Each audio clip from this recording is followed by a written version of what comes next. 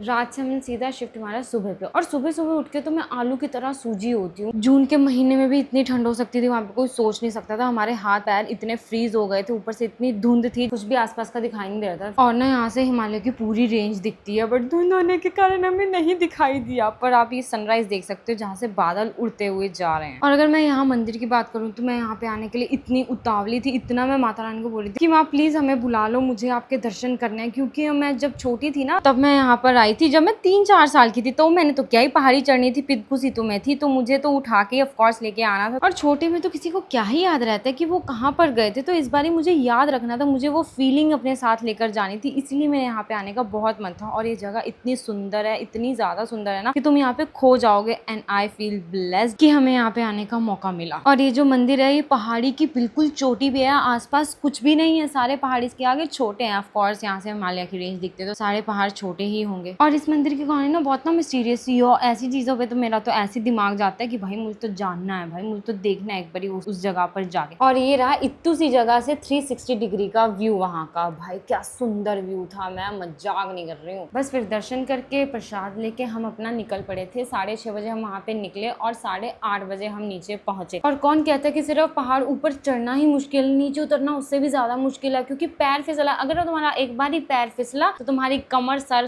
सब कुछ भाई सब टूटेगा। भाई इधर इतनी कठिनाइयां भरा रास्ता था कि आगे कुआं पीछे खाई, मतलब वैसे तो दोनों तरफ ही खाई थी, क्या ही बात कर रही हूँ मैं। शाम होने के कारण हमें व्यू इतने अच्छे दिखाई नहीं दिए, पर अब हम सुबह सुबह जब जा रहे हैं तो हमें इतने सुंदर व्यू मिल रहे थे कि हम थोड़ी थोड़ी देर बाद रुक रहे थे उस व्यू को निहारने के लिए। और जो मेरे हाथ में पकड़ा है ना, रसूली पेड़ के ना पत्ते हैं जो कि इस मंदिर से कनेक्टेड है, जिसकी कहानी बहुत ही ज्यादा डरावनी है।